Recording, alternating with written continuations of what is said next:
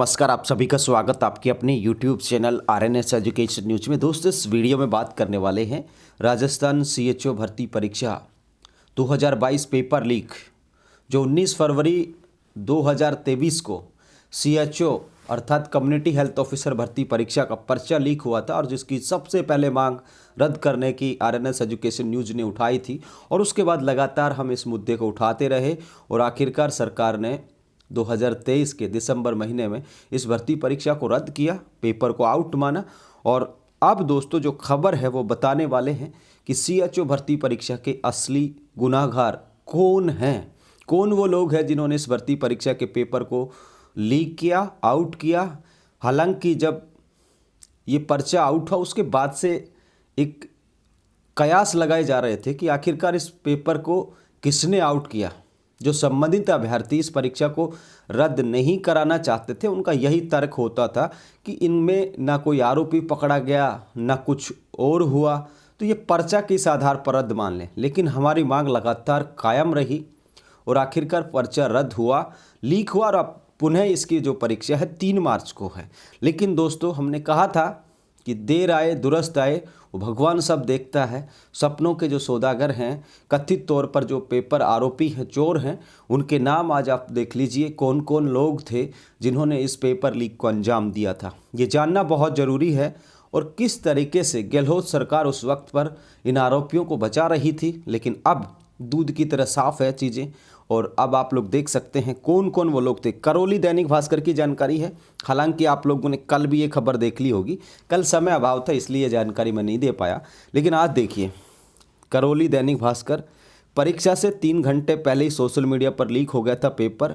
अब मामला ATS SOG तक पहुंचा। CHO भर्ती परीक्षा 2022 का पेपर आउट करने वाले 7 आरोपियों में आयकर विभाग का कार्मिक भी शामिल, तो इनकम टैक्स डिपार्टमेंट का एक कर्मचारी भी शामिल है। देख सकते हैं आप लोग, लालच और लोभ की जड़ें कहाँ तक चली जाती है कि इंसान अच्छी खासी नौकरी करने के बावजूद भी इस तरीके के कृत्य करता है जो उसके लिए सही नहीं होते।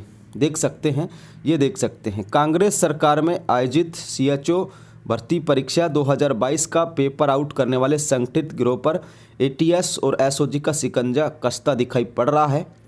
और पहली बार ATS और SOG ने 7 आरोपियों को नामजद यहाँ पे किया है। इनमें आयकर विभाग सवाई माधोपुर का कार्मिक भी शामिल है।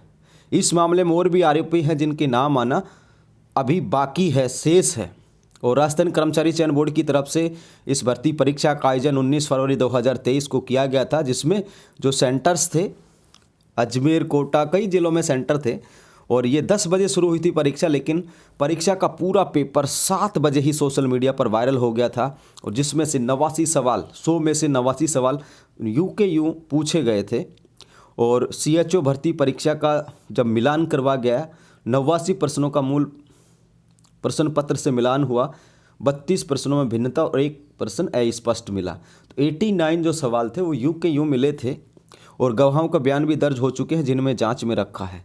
तो ये देख सकते हैं साथियों किस तरीके से 20 फरवरी 2023 को SOG कार्यालय में उपस्थित होकर किसी संगठित गिरोह की ओर से सुनियोजित तरीके से परीक्षा प्रणाली में सेंध लगाकर परीक्षा समय पूर्व प्रश्न पत्र पेपर लीक किए जाने की शिकायत करने पर जाँच की गई। जांच के दौरान राजस्थान कर्मचारी चयन बोर्ड जयपुर से लीक प्रश्न पत्र का जब मिलान कराया गया तो 89 सवाल पाए गए।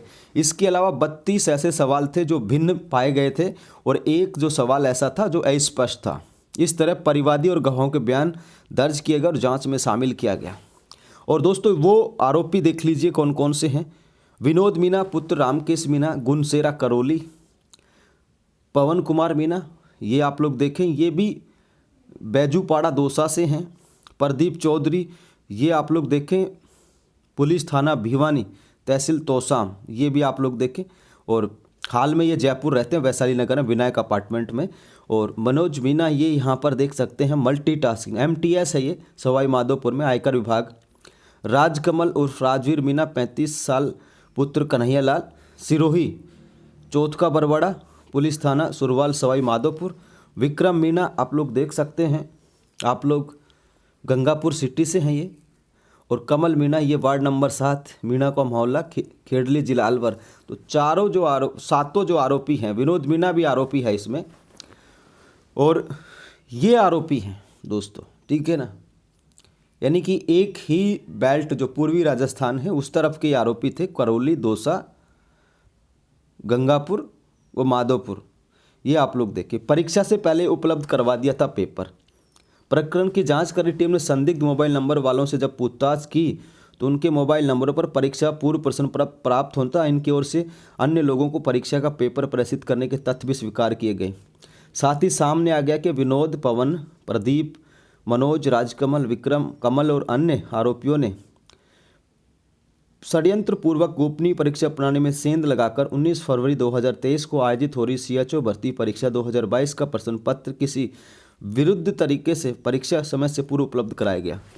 और ये एडीजी कह रहे हैं कि इस मामले में एसओजी और एटीएस के एडीजी वीके सिंह ने बताया कि हमने सीएचओ मामले में प्रकरण दर्ज किया है, अब इसमें जांच की जा रही है। उल्लेखनीय है कि सीएचओ भर्ती परीक्षा का पेपर आउट करने में पहली बार एफआईआर दर्ज हुई है। तो एडीजी जो एटीएस हैं, वीके सिंह, तो इनका कहना ये भी आप लोग देख सकते हैं। तो दोस्तों ये था वो पूरा का पूरा खेल उस वक्त का, जो भर्ती परीक्षा का पेपर अब 3 मार्च को है। तो आखिरकार देर है अंधेर नहीं है, बयान और ये 7 जो आरोपी हैं आप लोगों के सामने हैं, और भी इसमें आरोपी हो सकते हैं।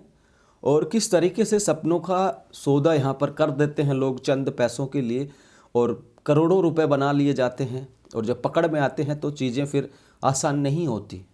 अब जेल की काल कोठरी होगी, और जो राजस्थान का पेपर लीक का जो नया कानून है, अगर उसके तहत कार्रवाई होती है और उसी के तहत कार्रवाई होगी तो फिर ताजिंदगी फिर ये चीज़ें होनी है कि सड़ते रहेंगे इसी तरीके से। तो ऐसे कोई भी कृत्य करने से बचना चाहिए, ठीक है।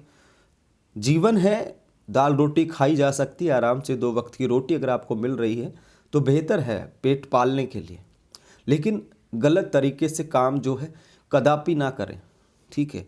इसमें ऐसा नहीं है कि पेपर बेचने वाले ही होते हैं, पेपर खरीदने वाले भी उतने ही दोषी हैं, ठीक है।